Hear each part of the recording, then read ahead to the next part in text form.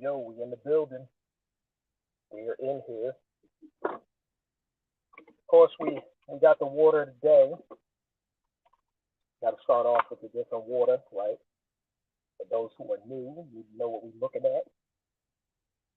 As usual, we got the Kia from the Wawa around here because it's got the minerals right there. Dissolved solids in the water. We always got to have that. But then also, because it's almost gone, out where I'm at, they got the cheap joint. Now, a lot of people got hyped up about this water, Crystal Geyser, because of the fact that people knew it for coming from a really good spring. I think it was recommended by somebody real important too. So I got this because it was all it was nearby. So, and I'm about to photograph a football game real soon. But the issue I got with this is it's in really cheap plastic, and even if the water came from a good source, there's a tendency for places to keep large amounts of packages of water around with these in it. So it's like literally it'll be sitting somewhere for a long period of time and then they'll just keep stacking the shelves with it. Also, quality of plastic, you can tell, like, see how you can hear that? This one, totally different sound, higher quality. Doesn't make any plastic perfect, but definitely, right?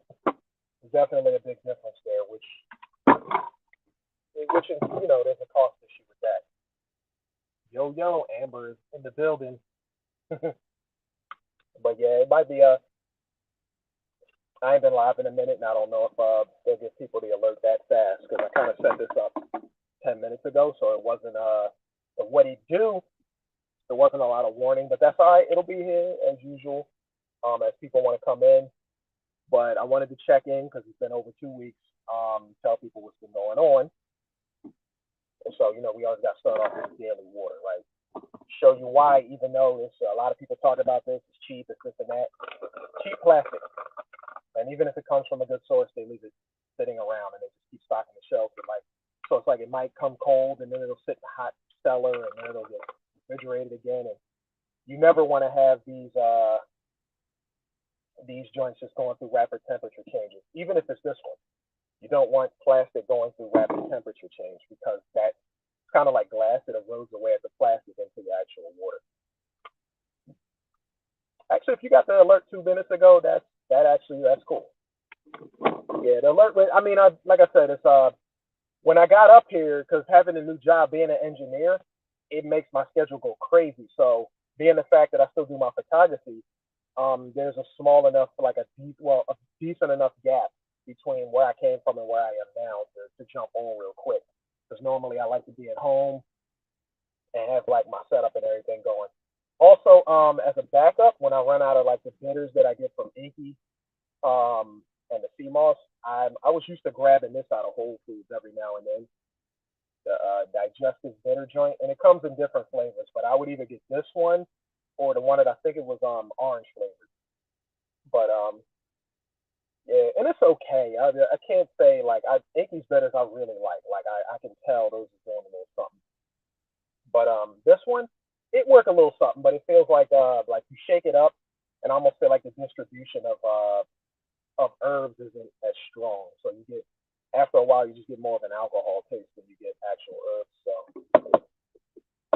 yeah, Magnificent Beast. Yeah, the BPA leaks into the plastic over time. I actually met a guy who used to work in a plastic location, and he told me, he was like, there was a time while he was working back in the day where they first started telling them, when the studies came out, to start wearing masks in the plastic facilities that manufacture these bottles. And he was like, I'm one of the few people who listen to wear the mask so that the chemicals and the fumes don't get in. A lot of his friends died as of this day. They didn't listen. So being that I have someone in my circle who I go to the gym and work out with, who actually used to work at a plastic factory, I can say that there's direct knowledge from him that these drones can be very dangerous in production, and if you keep letting them get expanded and contracted through heat and cold, you're introducing some of the chemicals into your water. So, of course, the question always follows, what water should we drink? The best one that you can find. Usually, in terms of convenience, this is the best one that I can find. When I'm at home, majority of the time, there is a local spring where I am, and they pipe the local spring water into a cabinet, and it's only 75 cents, I believe, gives you 2 gallons. So that's not bad. It's better than like where I just went. I got me a fruit bowl to eat, but they charge damn near $3 for this, and it's like, come on, man. This is like damn, it's $2 and some change out of the Wawa that I go to. So it just goes to show you, it's a shame that water got to be like that, though. But either way, right? Oh yeah, yeah. Rapid temperature changes. That's the reason why a lot of people say use like stainless steel because you don't get that expansion and contraction issue where that stuff leaches in. It only can if like the sheet metals the metals made real cheap and you can shave away at it. Like sometimes you can get little particles in because the metal is cheaply shaven and it can kind of leak in. But in most cases, glass is the best thing to get. But glass has an expansion and contraction issue, but not to technically, not in most cases, it's leaching into your water. You're running the risk of cracking it. So that's the issue with glass, right? But other than that, let me know how y'all been. Let me know everybody's doing good out there. First things first on the agenda, if you saw the picture of the title card, I really mean what I say. The government, at least the current one at hand, the promises that has been made, it may not have happened to everybody, but coming from my point of view, they pretty much fucked us over. Because if y'all been following it was either my last live stream or the one before that where I was talking about the student loan thing. And I'm not one of those people who is mad at people who are getting the advantage. That's definitely a good thing. Anybody who can get that advantage on forgiveness of student loans, hey, I'm all for it. The issue was the original student loan promises. There were, I'm trying to think, was it two or three? Two that I'm certain of, right? There was public service, your military, firefighter, police officer, stuff like that, right? Crypto, what it'd be like, it's those things where, if you were a public service teacher, firefighter, policeman, military, things like that, and you paid your loans about, I think it was 10 years in a row, you were supposed to get total forgiveness. And in some cases, I think it was like 10 grand per year, all the way up until that point, especially if you were in the low income category.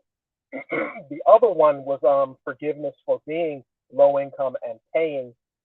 I think originally it was like 20 to 25 years in a row. You could get total forgiveness, and then I think Biden made a change where it became 120 consecutive payments or something like that, 120 months or so of consecutive payments.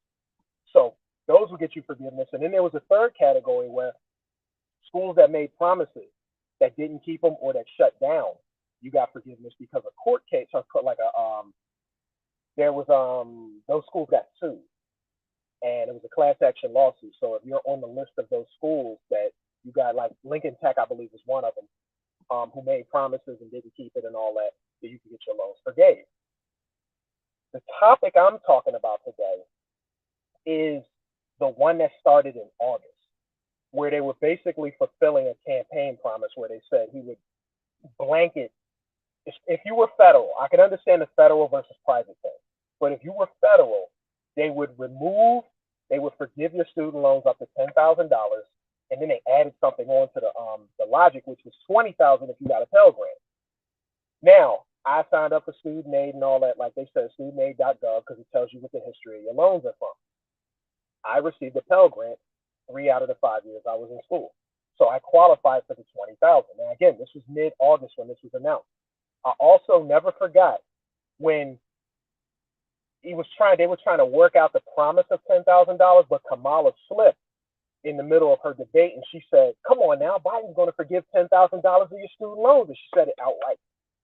So that was the promise that everybody was shoving hard on about, we want the $10,000, and some people went as far as saying, no, you might as well shove the whole thing. But the $10,000 was the promise. In August, that $20,000 part got added on. What happened was they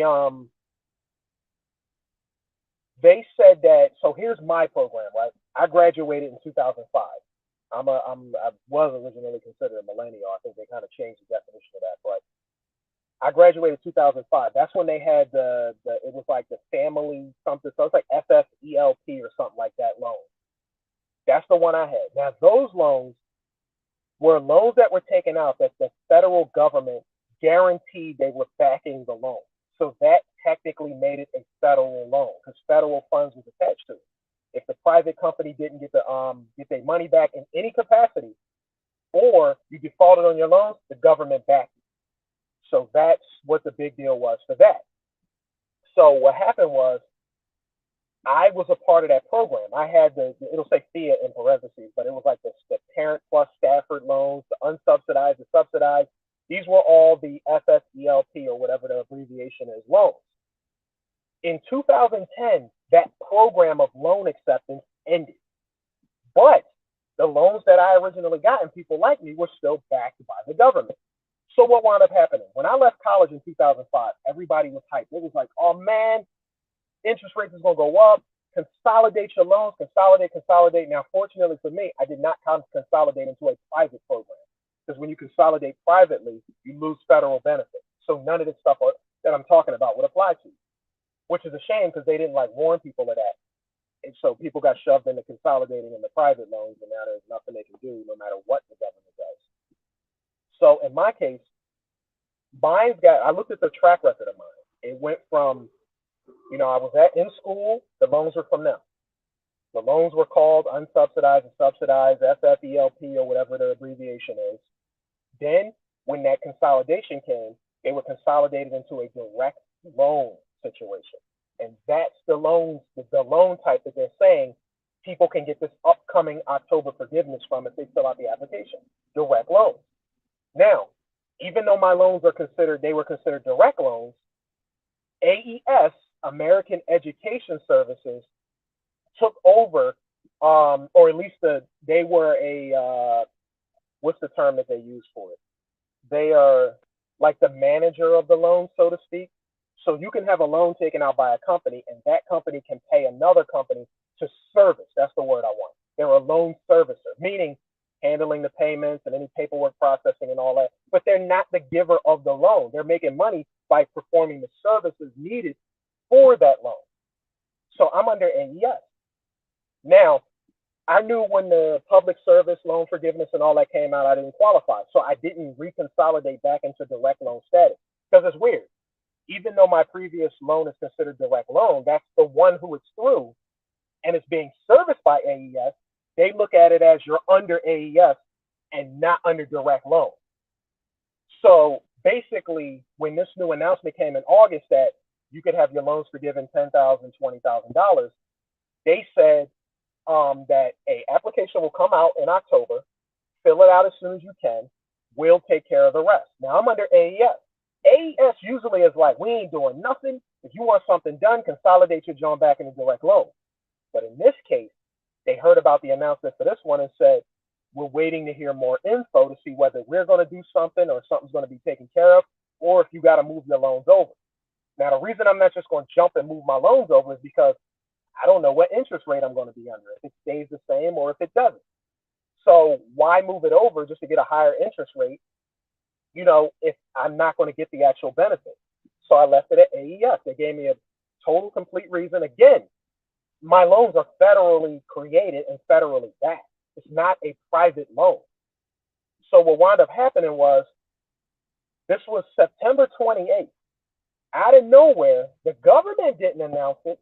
All these newspapers and digital channels started saying, yo, they changed the language on the forgiveness so that people with that FFELP joint or whatever that I got, you don't qualify anymore. Unless, now, if you consolidated your loans back into direct loan status before that day that we found out about it, the day it was actually changed. Remember, you couldn't say, oh, we found out today, so hurry up and jump on it and transfer. No, if you didn't do it prior to that day, you just don't qualify anymore.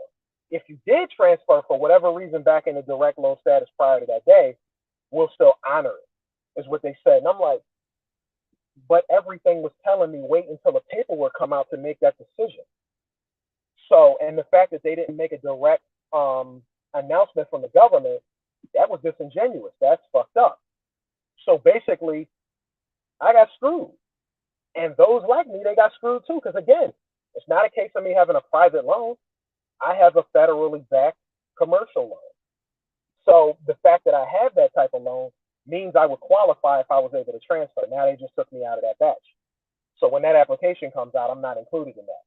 And the only thing they're gonna go off of, they're gonna do their usual voting marketing campaign where they're gonna be like, oh, he relieved debt of, 8 million, 10 million, 15 million, or whatever, because you got to go with what sounds higher.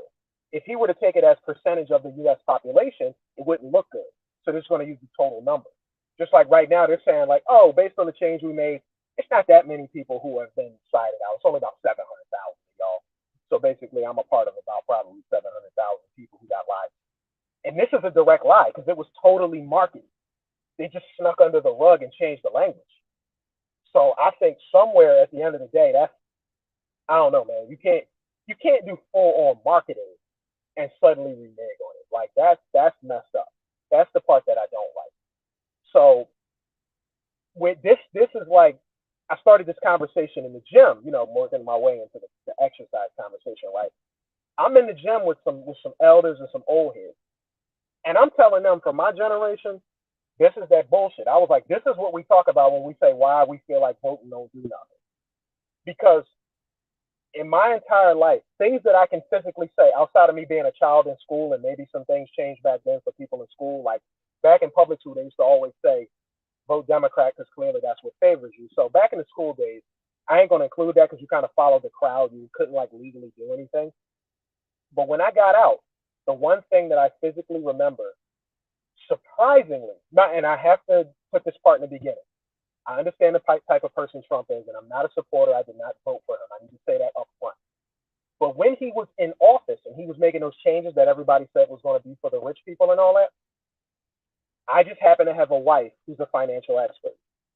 So one thing that she taught me about is regardless of who's in there, if they make a financial policy and you have a way of maneuvering your status and your situation into it, do it because you'll gain the benefits that person gets. So if there are tax benefits for doing certain things with your business, and Trump made tax breaks for certain things in business, I just aligned my business with it. So he was the first person I was under where when I owned a business, I actually got a bunch of money back. That's, some people would say like, oh, but that's just you and your situation and a few people like you. That's not the grand scheme. I agree. I'm not against that. Because the voting thing is all about greater good, right? They were having this hard argument about how Trump is really trying to put us back in chains like we were in slavery. Okay, Trump is not a mouthpiece for America. He can be arrogant, narcissistic, and all that, and does only for himself. I agree with those parts. Make America great again. He's trying to have us back as slaves. Might be some bad stuff that can come from him, but I don't go that far. Like, I just don't think we live in a world where somebody is going to outright be able to lawfully put black people back in a slavery state. I think he can pass laws that can make things harder because of that whole law and order thing. I believe he can pass laws that make things harder. But again, if you align yourself a certain way, then you stand to benefit if you unify with people around you. That's why people got mad when they said when Trump speaks, he can make the racist move because he makes them feel emboldened. And I was like, well, the same way they talk about having guns and all that stuff like that, and the fact that we can get them, there's a women's gun group, and there's actually I think an African American owned gun group too. You can form your own militia and all that too, and get trained. So you could do it too. Now, if that turns into this group versus that group, that's for if that happens. That's just, we can only speculate that. I'm just saying, he can't physically pass a law that says whites this and blacks not that. He can't do that, but he can do things that put power in people's hands who are better prepared for it. So I can respect and understand that argument when people make it. But put black people back in chains and shackles, that's going a little too far. I don't really see that, right? So I just want to address that part right there, right? So lesser of two evils. The lesser of two evils in terms of black people having a position where they have leeway to move forward and they're not losing their benefits. That's where that argument comes from the elders. You got to vote Democrat. It's better to vote Democrat. In this case, the recent one, it was like get Trump out, get Biden in. It was what Al Sharpton said. He was like, you got the lesser of two evils where if the knife is in your back, they'll pull it part way out, but not totally. The other side will shove it in as hard as they can, as fast as they can. So the argument we had in the gym was, would you rather die a slow death or a fast one? Because the way we were operating as black people, so to speak, right, quote unquote, African American black people is a lot of the people who did support Trump and voted for Trump, they did it because they said, I know who this guy is and the way he operates and what he's looking to do. So therefore, I know how to maneuver myself around what he's going to do. Biden, and to them, Democrats, it's like, y'all make promises and be disingenuous and do back end deal stuff where it's like, you tell me I'm going to get something and I don't get it. And if I do get it, it's some small words written in the back of it that actually hurts me in the long run. So that's why it became an argument of, would you rather die a slow death or a fast death? I was trying to get the conversation to a point where it's like, here's the middle ground. All my elders is like, vote Democrat, you got to vote for your interest, lesser of two evils, and we got to take that lesser, even if it's lesser. If someone's tossing me pennies versus nothing at all, I'm going to take the pennies. Cool when they said that. But I'm like, here's my problem. You're telling me you get us all wild up. We vote. And in the moment we vote, you shut up and sit back. And in the moment you sit back, you say, let's see if they keep the promise. And then they don't. And you say, now I'm going to show you how the voting works. We're going to come together and exercise the right to not vote for them and get them out. And I'm like, so we're just moving from lie to lie. So we can vote somebody in and sit around like idiots, waiting to see if they do something instead of applying pressure to go along with it. So the issue that I had with the elders is not that the advice wasn't sound if you're playing the politics game of voting to get what you want. I didn't have a problem with that. The problem I had is it seemed like the ones who were so hard about you voting, the moment you voted and got someone in office, they said, well, this is what they said. They gave us lip service. And then you just sit back and wait to see if they do something. That's the part that I don't like. Stop getting us to move in one direction that you want us to move in, and then you act like you ain't got no fight in you after it happens. Like the entire goal is to just vote, shut up and sit down, and then wait to see if your vote worked. And if it didn't, let's see if not voting by voting the other way or voting different works. So we just validating the vote. We're not actually getting any power. And that was my problem. We weren't gaining any power off these. If we're getting tossed pennies, them joints need to become quarters and dollars at some point. But if we like, they're going to toss us a penny. Then we spend all the pennies, and then they toss us more pennies. And then money devalues over time. We're losing slowly over time. That was the argument that I was having. And it seemed like a lot of the elders just wanted you to shut up, especially if you didn't vote. If you got sick of hearing them and just didn't vote, now they're saying, I don't want to hear you at all. So it's like they put you on a rock and a hard place. And I'm saying elders because, yes, the bulk of these arguments are elders. Like, that's the bulk of the argument. A lot of young people around me are saying, don't vote. There's a lot of adults around me saying, do vote, and then they want you to vote a certain way, right? So it's like rock and a hard place. So that was the issue that I had. Your land, their money, their government, a republic. Yeah. So this is the thing, though.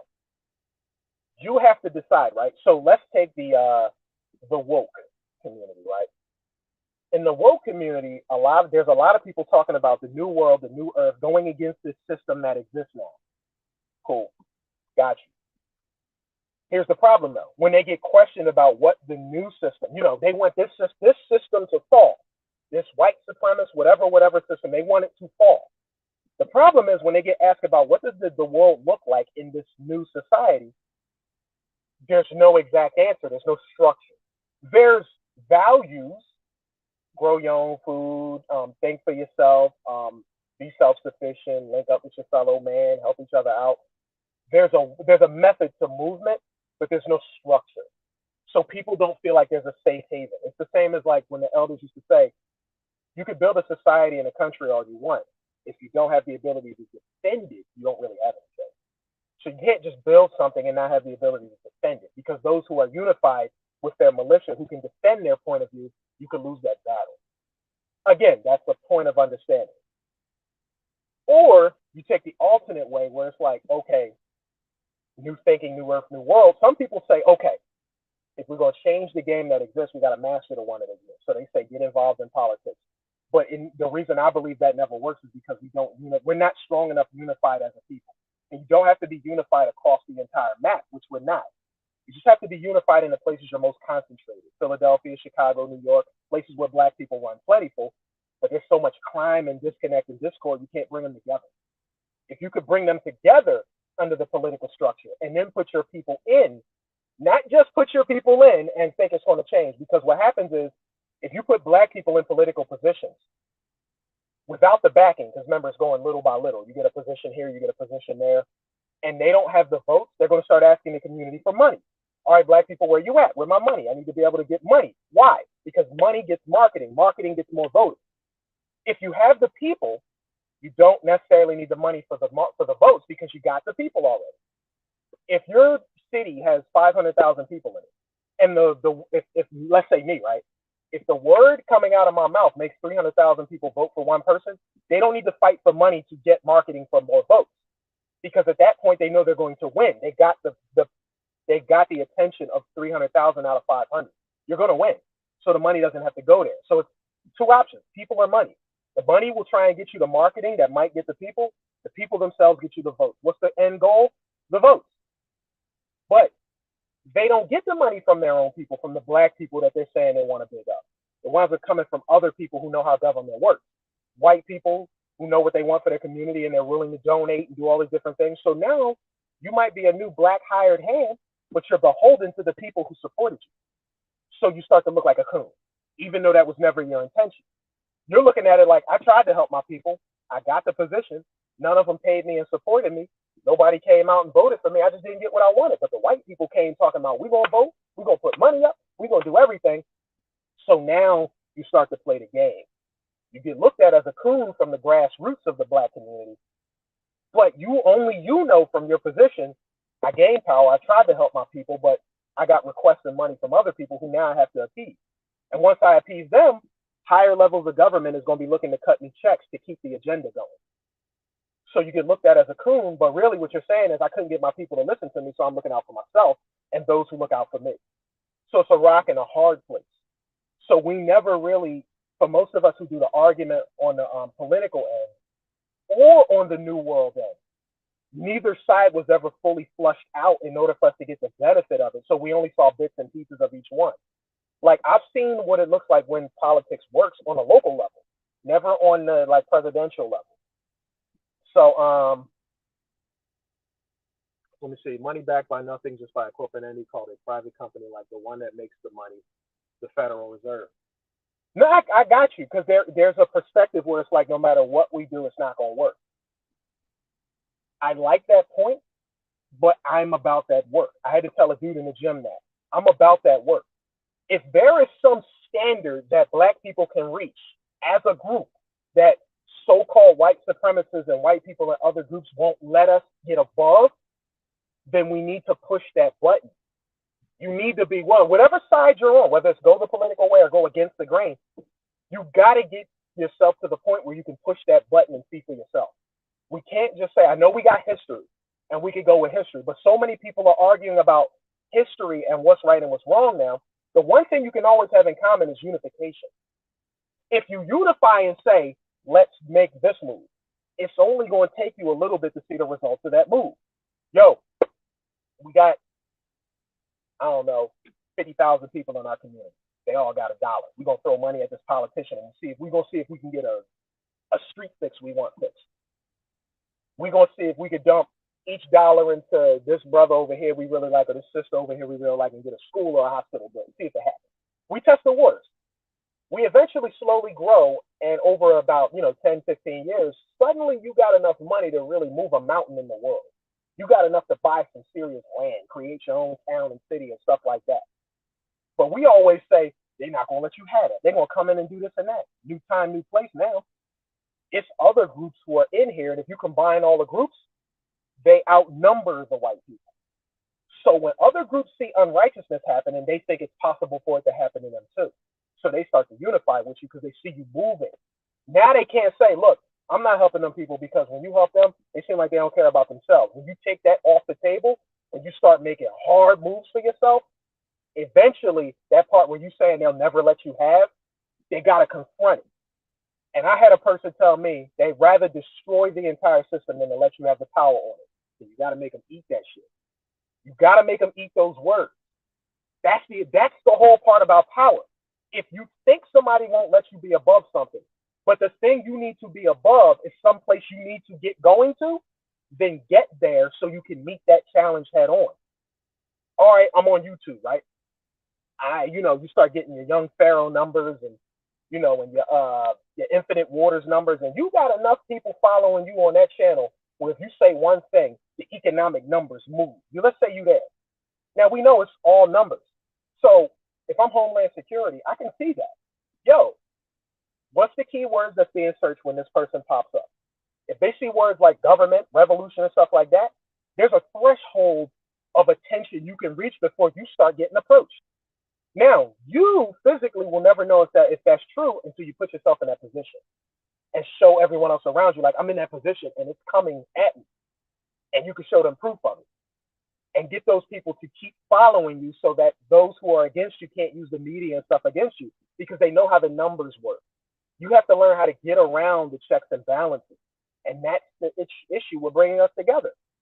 We can have someone we're following and some bad news come out in the media, and the media can push it so hard we start believing it. Like, oh man, they said that person was a scammer. I couldn't get it down with it no more. And it only takes for you to lose a certain percentage of people before they know, even if they maintain this large body of people without this number, they can't physically keep moving forward to affect anything. See, when you get a grassroots movement of people who all understand that, you don't get the Martin Luther King and Malcolm thing where we cut one head off and the whole goddamn movement dies. Like people in this chat and in other chats and in other, YouTube videos and other places and people in books and people who are in seminars and all these popular people, it needs to be such a grassroots movement that if you cut one head off, everything else looks the same then. Which means eventually you say, well, we can't discredit or kill anybody anymore because there's too many of them and if we kill all of them, it starts to become too obvious. That's why that leader mentality can't be there anymore. The revolution is a bunch of people feeling the same way at the same time, but completely, in a way, disconnected. Yeah, I know if y'all in the building, hit the like button and let more people see it, right? Yeah, exactly. That's thinking ahead. When you do the cyborg and the robot thing, that's them thinking ahead. They've already had the chance. They've already done their conquering thing, their slavery thing, their economic thing, shutting other groups of people out of stuff until a certain point. Because remember, when their money got high enough, they don't have enough people in their own community to maintain that length of wealth. So you have to give advantages to other groups to come in to keep it going. That's why desegregation was important. It wasn't about creating the Martin Luther King equality, but for those who felt that way, that was the easy way to pull them in. You use that as the argument piece, but really the other side to the argument is we really just need you to come into our economy and spend money on it so we can continue to get money because we don't have enough people to continue doing it. See? And then eventually when that runs out, when the black people ain't enough, immigration law. Bring more people in who will feed our system more money to keep us going. Now we got enough to create a system that runs without the physical human being there. And when that's not enough, we already thinking about going to another planet. So if this one gets destroyed, we own the place to go. And y'all can stay here. And now all that freedom you wanted, it's here. Go ahead and fix what we destroyed. See, that's what that thinking ahead, that chess plan looks like. When you start thinking like that, you start to, if you take it personal, if you take it to heart, you start knowing where not to spend money, how not to treat yourself, why to unify with your people, and why to build up a structure of your own. So that you have amassed enough wealth and enough power and enough knowledge and enough wisdom and fortitude to say, if we ain't got parts in this, you're not going to have parts in it. Because if you're going to go off to the races and to other planets and stuff, I want to make sure we're a part of it. And we got enough power to make sure that happens. But if we wait until they got enough money to build all the robots and structures and stuff that just runs it on its own, the moment you say, all right, I'm going to get money, they like, money's gone. We've been stopped getting money. We're all about the structural power, meaning we got the money. So we built the pieces that money doesn't require. And that will maintain the structure beyond money. Money now is just a formality of living. It has nothing to do with control because patents and businesses and oligarchs and all that stuff, that's what maintains the structure. They're the ones with the power. Some people say because they got money. No, they had money. Money got them the power. Now that they have the power, they continue to maintain that power because the thing that they're using to maintain the power is naturally needed by us, and that maintains the money. So they don't have to focus on money. You control the air, the water, the sicknesses, and all the stuff that makes the system run. You don't have to chase money. The people themselves are going to be like, well, I'm supposed to eat, feed my family. They're going to do what's necessary to keep supplying you the money. And you don't have to do work anymore. You can watch everything because now you got the automated robots and everything running the damn system. while everybody else below you doing all the fighting. They're not fighting the one causing the problem. They're fighting each other for the scraps left below. But anyway, yeah. So that's enough ranting about that. Exercising. I was looking at Dr. Inky's channel. He has this video up. If you guys haven't been on there, where this guy's doing this real weird workout, and he like snaps. He actually snaps his knees. You can hear the snap. You can't necessarily tell if the bone broke or if they both just hard popped out of position, but you can hear it. Like, I gotta admit, I'm not like everybody else. I'm not squeamish to that stuff. So when I see people like ooh and react to it, it kind of makes me laugh watching them react. But I will admit, after seeing that video, I do think a lot of people are good. Like, I think it's too many. I know people want to be creative in their workouts. I just think people are getting ridiculous. Fortunately, you got some people who say they're having fun. Like, they got a channel called I think it's called Dreams World or something like that. He's the guy who'll be like, he'll be benching with like 4 plates, and then he'll do a sit up with the whole damn bar in his hand, or he'll put 7 plates on a squat bar, and he'll walk around. He'll be like in the bathroom, mixing up his protein shake or his pre-workout shake, shaking that joint and drinking it with 7 plates and a bar on his back and stuff like that. He'll admit, like, this is just me having fun and all that stuff like that.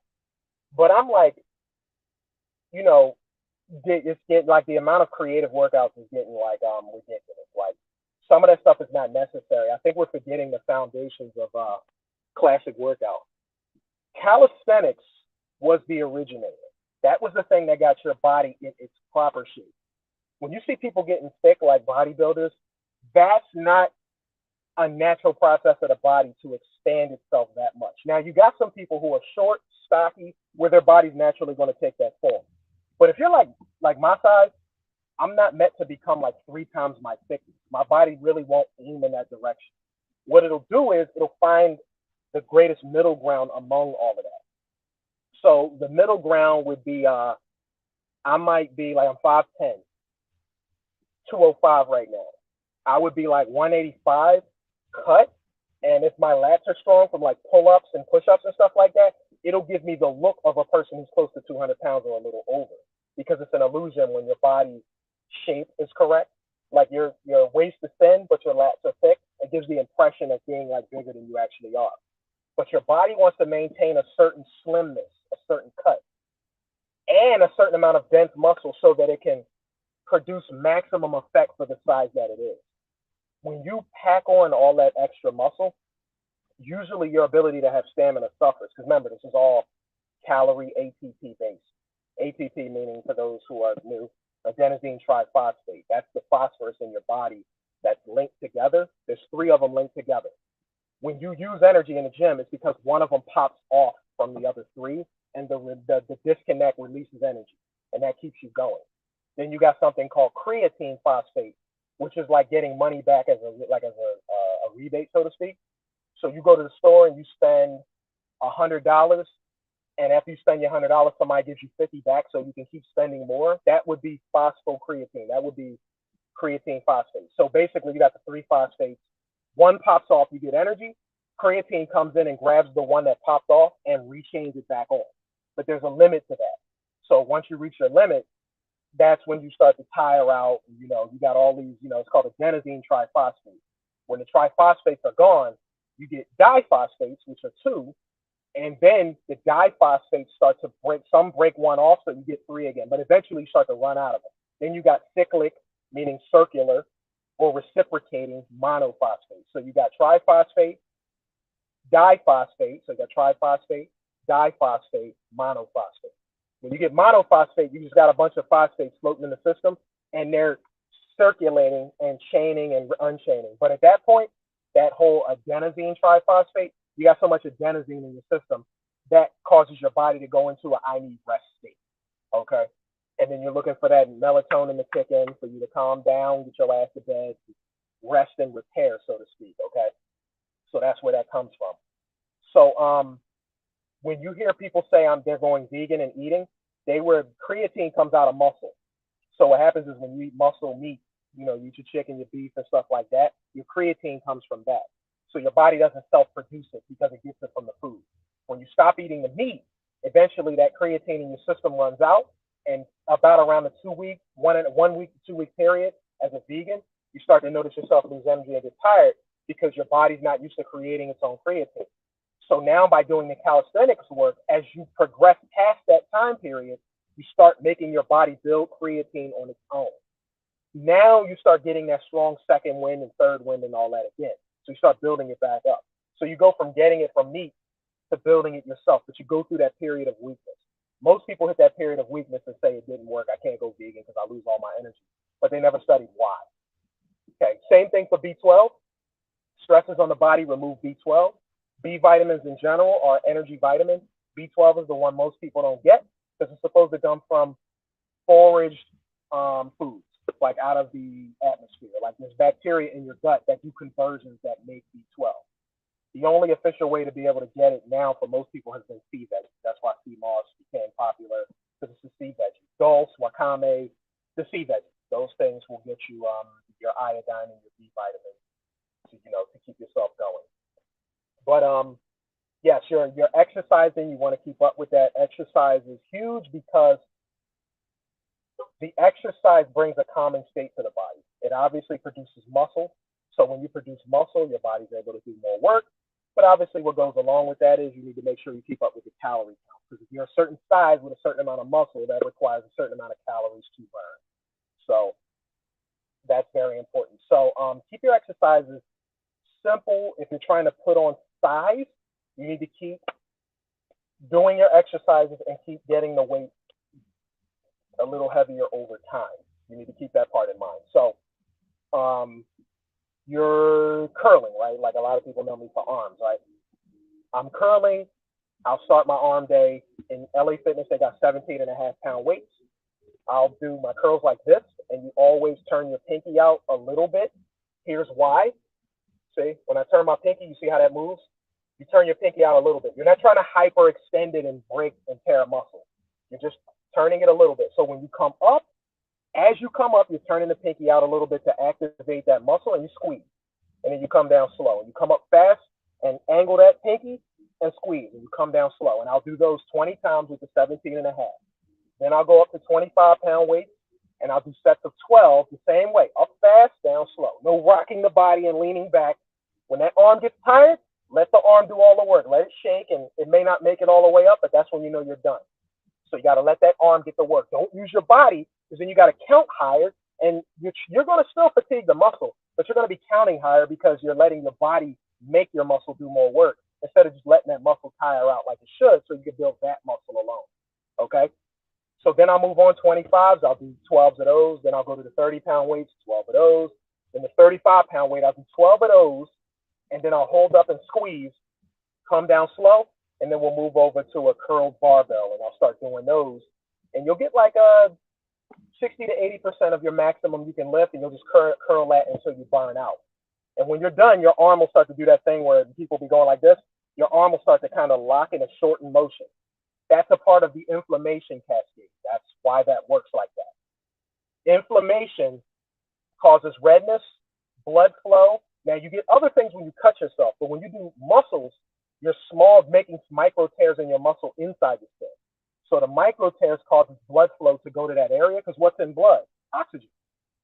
That's the reason why you're able to produce the electricity and the ATP is getting in there for you to do more work, the oxygen. We're not really looking at it as oxygen, at least from my point of view. It's electrons. It's electricity because it's moving electrons. So when you breathe in, oxygen has electrons, protons. So you breathe in, the iron in your blood pulls the electrons in. So now you have electrically active blood cells moving through your body. When they reach the area they're needed, the electricity, because of the movement, is drawn in for use. So if oxygen's low, electricity's low, the ability to move, you get weaker because you're running out of power. Okay? So what happens? You get so much blood buildup from the micro tearing and inflammation, eventually the blood is making it so that the joint can't move as far. It's starting to swell up.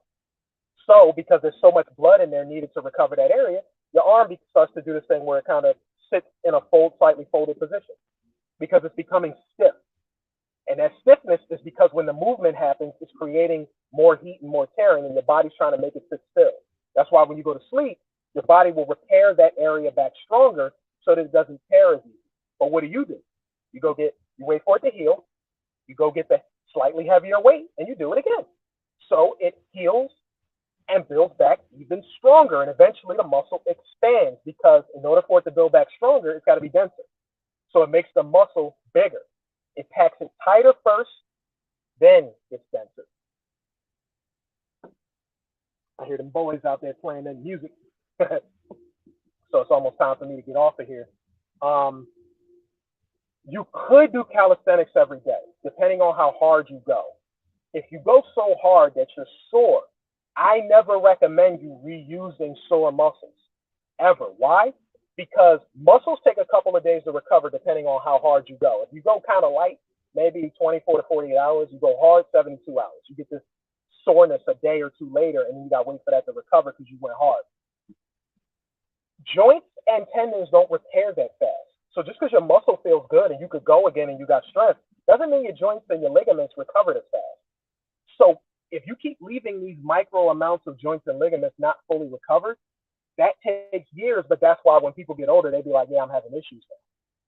So yeah, you can do calisthenics every day, but it's all about how hard you go. If you're going for muscle growth, you're probably putting in so much work, you need to chill for a day or two to fully recover.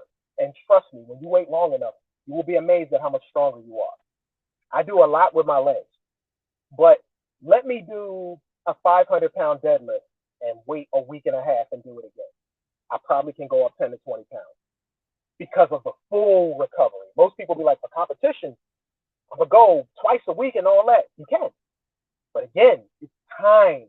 Your muscles are going to start recovering faster because your body's like, get the muscle, because if we got muscle on top of that joint and bone, the muscle will help carry that bone in that joint.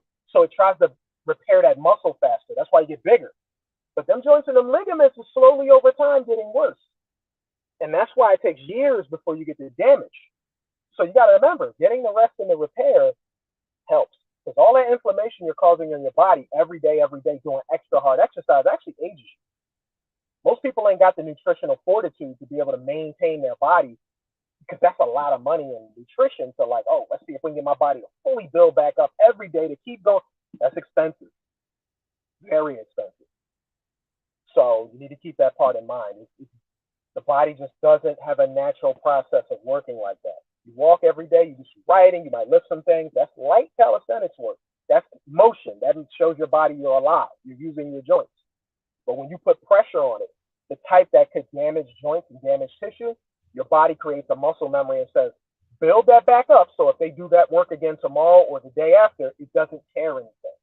The reason we keep getting micro tears and more joint strength and stuff like that is because we keep that process going. We give it micro tears. Our body says, okay, he ate the nutrition. We got the materials to build it back up. So we're going to build it back up, and then you come back in and hit it with heavier weight. Now remember, your body built back stronger because of the last time you did it. That's why the muscle got stronger. So now your new threshold of how much you can lift went up. So you raise it and you do it again, and your body like, damn, that's another new pressure.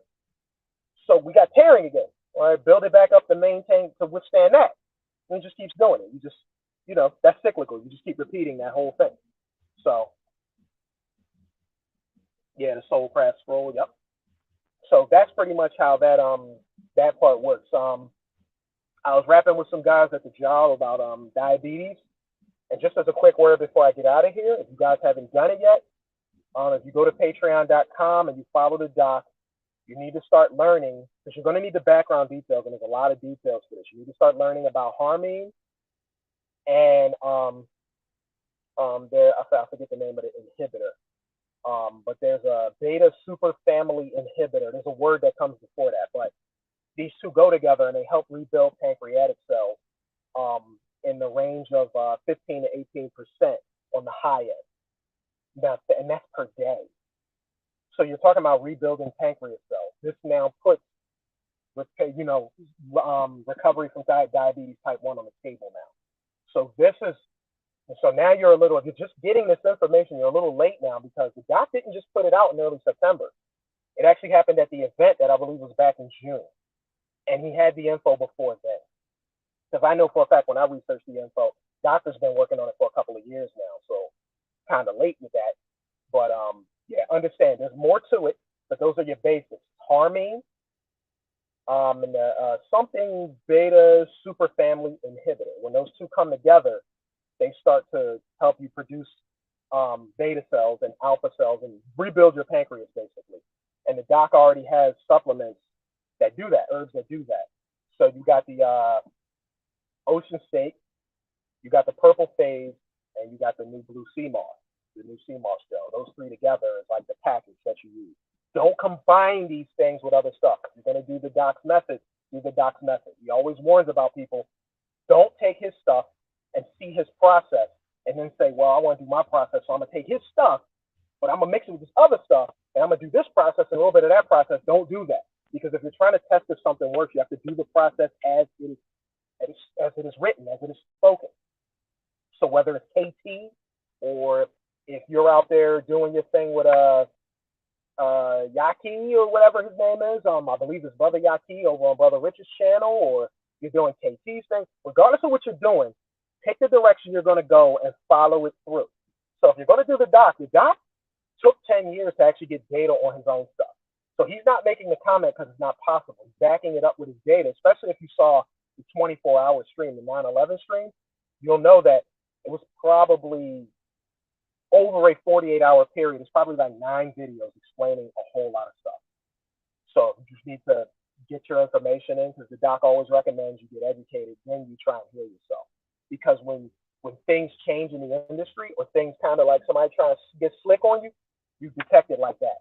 You can't do that if you're just listening to like what I just said. If you're just thinking, oh, harmony, and get the beta superfamily joint, and we're going to mix up some herbs and find out where that come and get it going, without all the extra details, is how you fail.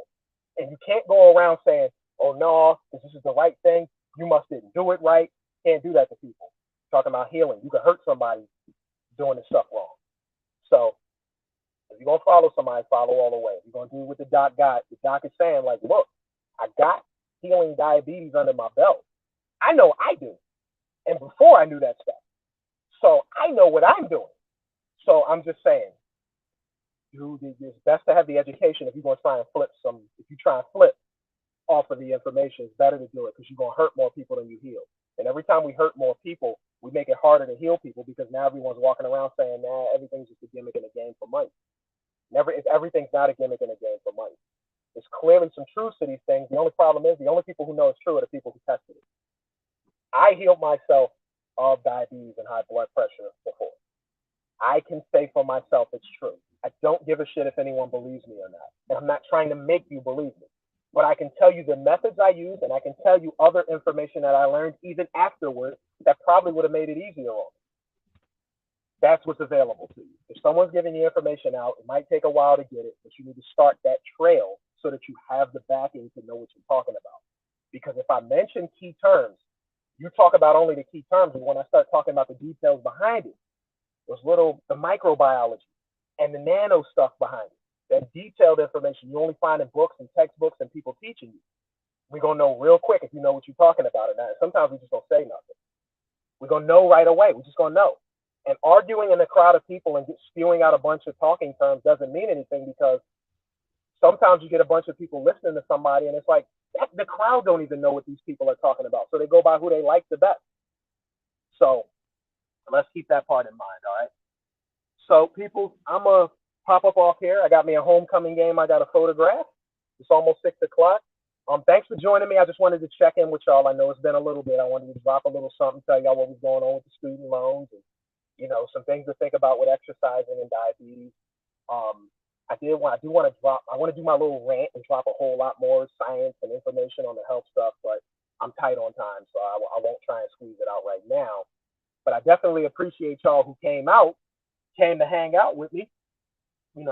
Shout out people in the area. I saw Amber Glow earlier, the Magnificent Beat, the Crypto Yo, Danielle Harding in the building. True Fist of the North Star, Zareda, I see you. Who else in here? Metallic Maniac, Emmanuel Briggs, Moon Rocker, I see you. Who else is in here? I think that's everybody in here. Yeah, that's it. George Macon was in the building. Yeah, I see you. in deep Southern Virginia, way in the country on the border of North Carolina. Oh snap! I need to hit him up and see what's popping down there. Sitting next to a cow listening to me. Nice. Yeah, I need to hit you up and see what's going on down there. I'm about to be in this loud football game though, so I can't call now.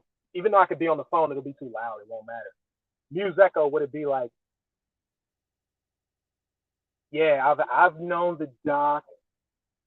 I met the doc probably just before 2010, maybe. Learned about him though around the 2006, 2007.